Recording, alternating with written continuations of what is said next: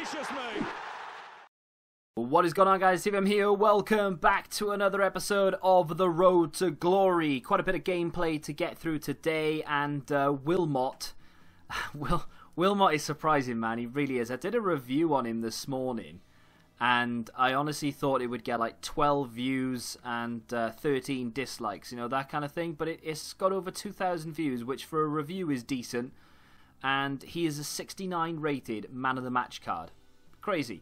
I didn't say he was the best card in the game, far from it. In fact, I said he was pretty useless, to be fair, considering he's 69 rated, though. I said he was good for a silver, if that makes sense. Spoiler alert, if you want to go watch that review. The reason you're watching cinematic clips, by the way, is because I thought I pressed record in this game, didn't, and then realised after the final whistle had blown. So, you're getting these clips. I think, if memory serves, we went 2-0 up in 9 minutes, then he clawed it back in the next 8 minutes. So we were literally, before the 20-minute mark, it was 2-2. And then I had a couple of chances knocking on the door. Willmott had an effort here, saved by the keeper, good save. I tell you what, though, right, and it's weird. I don't like saying this in reviews, really, because it takes a lot of explaining. But Willmott, to me, isn't a 69 rated player. He is just a player that performs quite well, but then when he loses the ball, I don't get really angry with him because I'm not expecting big things from him, and it's really difficult for me to explain it. This was the winning goal, by the way. This is extra time. Ibra's on as a sub, turns and scores, and we pick up a 3-2 win, as you can see there. I think I knocked on the door a little bit more. I was a little bit more clinical and had a little bit more of the ball. So I think, to be fair, I think I just about edged that game and actually deserved to come out 3-2. Going into the next one, though, we're back to normal again. I actually remembered to press record this time. So, yeah, going back to Willmott. Because the whole point of this weekend league really is to get Willmott as many games as possible and to get him on the score sheet, sort of thing. I want to get to gold 3, which is just the Road to Glory standard. How unrealistic is that, by the way? There's no way anyone in their right mind would be able to control that into the back of the net, having come off the post that quickly. But, you know, FIFA for you. Another rebound goal coming up here as well. First 20 minutes we concede twice to this guy. Goalkeeper can't deal with it, can't push it out, can't do anything. And Motm just taps it in. Really frustrating. So, yeah, the whole point of this weekend was to play with Willmott and to use him the entire weekend. And, of course, the trademark stamp of this Road to Glory is gold 3. And that's the goal for this one in particular, at least until I get better at the game. Like, I'm just not willing to put myself, or at least they patch the passing, because I'm just not willing to put myself through the anguish of trying to pass the ball in a straight line in this game. It is one of the most inconsistent things ever. Honestly, right? If this was an electrical product, you'd say, oh, it's got an intermittent fault and it keeps turning itself on and off, or it's working sometimes and it's not working the other. I'll take it back. Honestly, if FIFA was an electrical item, you would take it back as faulty, because sometimes it works and other times it just doesn't. The passing in this game is so bipolar. Like, sometimes you'll be able to pass around fine and it'll go where you're aiming it. Sometimes they'll get intercepted, but that's fine because it went to the direction I aimed the ball. And other times, it's just all over the place. I don't have any examples to show you. It's almost impossible. There's Willmott with a goal. Nice. It was a bit of a dodgy goal. To be fair, I didn't drag it back because I knew Willmott was there. I dragged it back to score. Just happy coincidence that Willmott was the one on the end of it. But he is heavily involved in the play and never really lets me down, to be fair. But like I said, if he ever dwells on the ball a little bit too much, or his reactions mean... There he is with another goal. Or his reactions mean that he can't get the ball out of his feet quick enough, I don't moan about it, because I think, well, fair enough, he's only 69 rated, I can let it go. But he scores his fair share, he assists his fair share, he tackles, he defends, he does it all. And I really, really like it. I didn't deserve to win that, as you could probably tell. To be fair, though, that was one of those games where the ball just would not go where I was aiming it. And that's the most frustrating thing about this game. The defending is annoying. The AI defending is really bad, first and foremost. I mean, it takes ages to break down a defense, right?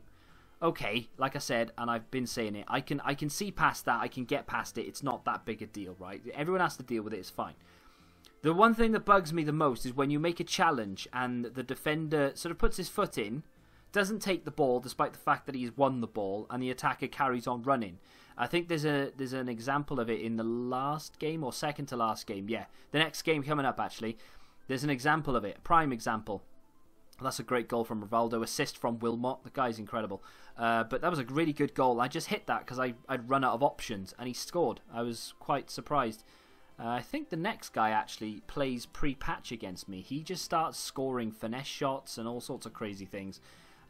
He's just playing as if the patch hasn't happened, and he manages to get a good grip on the game. This guy, though, I mean, he had a decent side. It wasn't anything fantastic, but he managed to just completely rip me apart. I don't really know how he managed to do it. It was one of those games, and I've had a few of them. I've had, in fact, 3 games this weekend.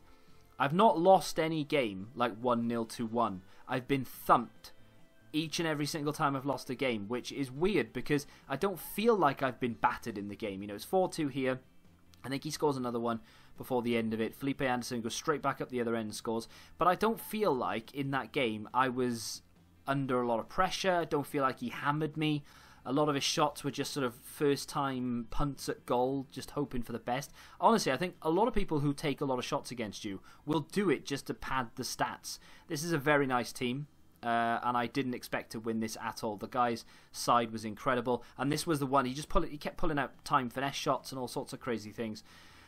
Hugh Taylor says, can you switch Rivaldo to left mid from left wing and Ronaldo to centre mid from CDM? Would slightly improve their chem and my OCD. They're already on 10 chem, so I physically can't improve their chem anymore, and I like triggering people, so I'm going to leave it as is. The reason they're on left wing and CDM is because I had a 4-3-3 formation previously, but I haven't changed it because, like I said, they're on 10 chem. If they were on 9 chem, I would definitely change it, but because they're on 10 chem, I don't have that OCD, so I'm going to leave it for the time being, because chances are I'll probably end up switching back to a formation where I'll need to change them anyway, so I'm not going to spend coins I don't have to. But we hit the corner of the bar there with a time finesse, and unfortunately we lose the game 3-0. I deserve to lose that game, but I felt like I should have scored, but I still deserve to lose, so it's fine. Every time I put anything in the title of A Road to Glory, look at that for a side, by the way, none of them, sorry, none of those icons are SBC icons either. They're either pack pulled or he's gone out and bought them. That's I think it's is it Socrates? Socrates? Suarez? What's his name? The Brazilian icon. He's like 2 mil coins though. I mean, whatever his name is, absolutely ridiculous money. But Socrates, that's his name. When I said it, I thought Arsenal defender. It's not, but we played really well in this game. Willmott in particular had an absolute blinder. I didn't sub him off the entire game because he was everywhere and he was doing so well for me. And it's so weird. He's a 69 rated card. How is he that good for me? How am I playing in a weekend league where I'm coming up against icons and future stars and all the rest of it, and good players, and he's scoring goals, he's holding his own. He doesn't feel like the weak link. I'm not playing a game and losing it and thinking, well, it's Willmott's fault I've lost that. Look at this. Bang. What a goal that is. I mean, you can't put attribute cards on players in Weekend League either, so not it's like I'm beefing his stats. That guy is just scoring goals for fun. He's got more goals this weekend than Rashford has, surprisingly, and I'm not trying to give him goals. It's just he's popping up in the right, look at this, again in the right area, little 1-2, goes close there, nearly scores. Unreal. EPL FIFA Tip says, in my opinion, the most underrated FIFA YouTuber. I think you've left off someone's name at the end. You can't surely be talking about me, but I appreciate either way.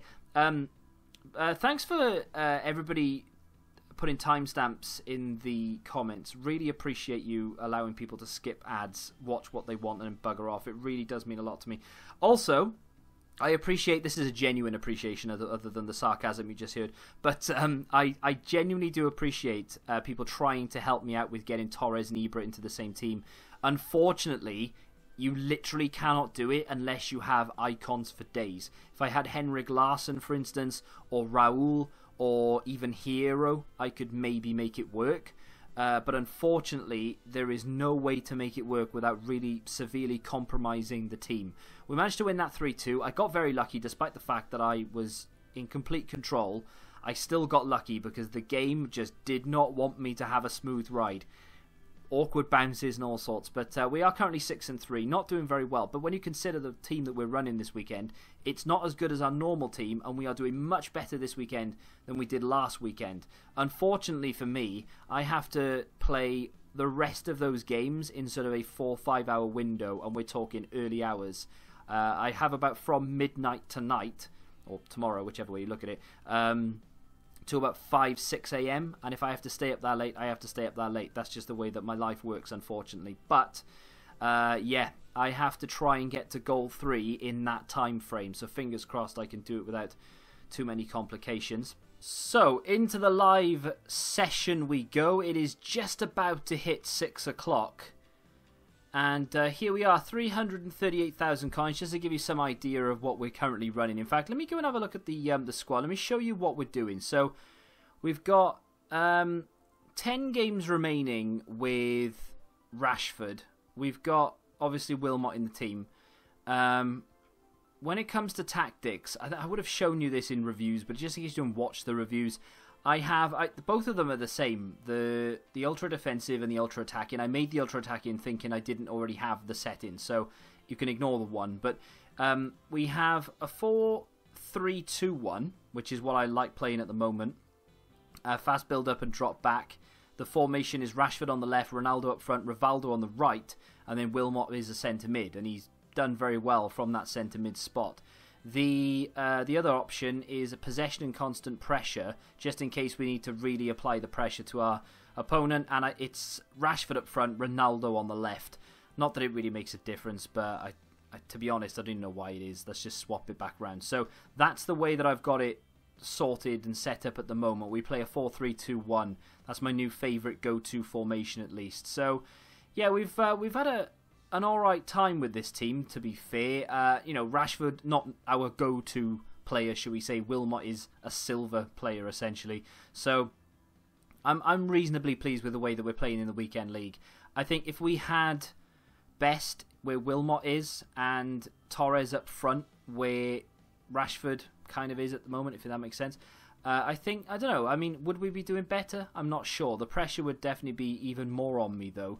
At the moment, I feel sort of not that there's no pressure to win games, but it feels a lot more like, oh well, you know, my team isn't as good as it normally is, so that's the reason why.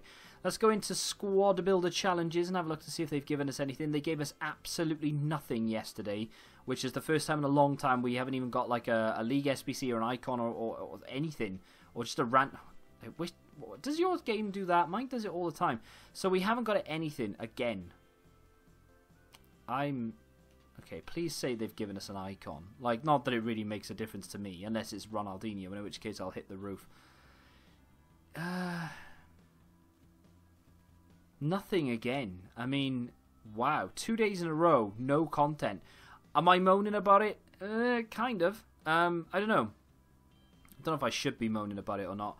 I just feel like it's not difficult. More promo packs in store. Yeah, there we go. So, there's promo packs in store, but no promo on. People are saying on Twitter.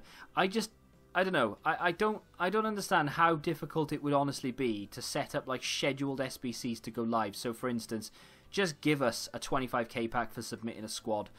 Something in it. Do you know what I mean? It's a little something. It's nothing. It's not a big promo or something to get us excited. But oh, you know, there's a 25k pack in the store. There's a 45k pack in the store. I'll just get this done. And that's something to do for the day. But literally nothing. Apparently they've given us new promo packs, and that's it. I don't really understand the logic, especially on the weekend when everyone is off and people have time to play the game. Doesn't really make an awful lot of sense to me. I honestly thought we'd have one to watches on Friday. We didn't get it. So Nakata, like I said, I'm going to wait for rewards. I did want to do Nesta. I wanted to put him in the starting lineup, probably instead of Skriniar, and then maybe we would have switched the goalkeeper out for potentially Buffon, because it would have worked chem-wise.